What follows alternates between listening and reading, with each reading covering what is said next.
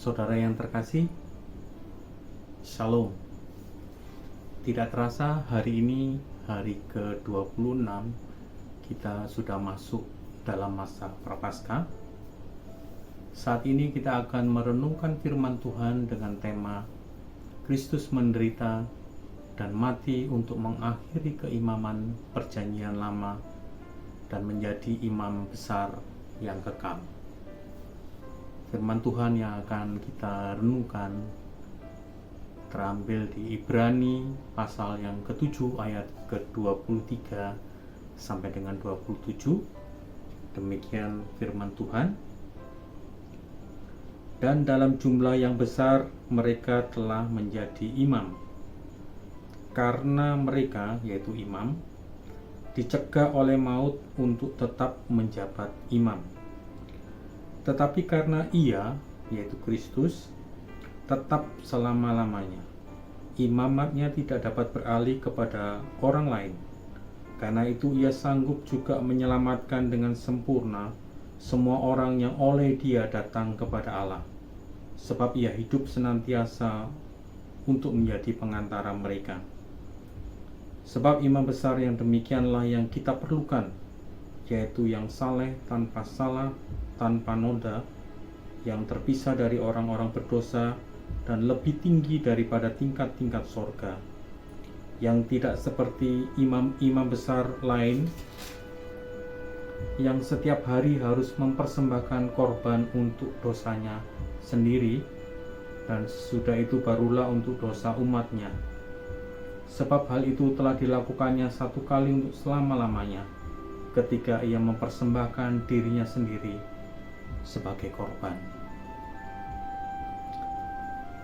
Saudara, peranan imam besar dalam Perjanjian Lama sangatlah penting bagi kehidupan kerohanian umat Israel. Mereka adalah wakil atau pengantara antara umat Israel dengan Tuhan. Salah satu peranan yang para imam ini lakukan adalah melakukan ritual pendamaian dosa di ruang Maha Kudus Bait Suci setiap tahunnya. Ini merupakan realita yang harus dilakukan oleh umat Israel. Setiap tahun mereka harus mempersembahkan korban untuk dosa-dosanya. Dalam pasal 7 ayat yang ke-23 dikatakan bahwa imam besar itu dicegah oleh maut. Jadi keimamannya mereka sementara dan bisa diganti dengan yang lainnya. Yang kedua, dikatakan bahwa imam besar sebelum mereka melakukan pendamaian dosa umat Israel, dia harus mempersembahkan korban untuk dosa-dosa mereka sendiri. Saudara, hal ini merupakan bukti, merupakan suatu fakta bagi umat Israel bahwa mereka diingatkan oleh Tuhan bahwa mereka masih ada dosa. Korban lembu jantan, korban domba jantan yang mereka sudah persembahkan itu tidak bisa menghapus dosa mereka. Seperti di dalam Ibrani pasal yang ke-10 ayat yang ke-4. Dan di pasal yang di ayat yang ke-24 dikatakan, sebab Kristus bukan masuk ke dalam tempat kudus buatan tangan manusia yang merupakan gambaran saja dari yang sebenarnya, tetapi ke dalam sorga sendiri untuk menghadap hadirat Allah guna kepentingan kita.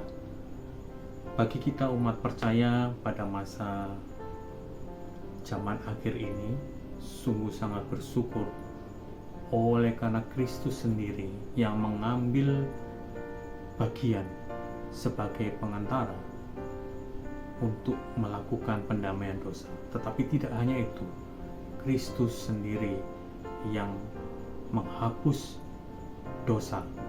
Oleh karena dikatakan Kristus sebagai imam besar yang tidak ada noda, yang tidak ada salah, tidak ada dosa, dan dia lebih tinggi dari tingkat-tingkat sorga. Itulah mengapa dikatakan Yesus sebagai imam yang besar, imam besar yang kekal.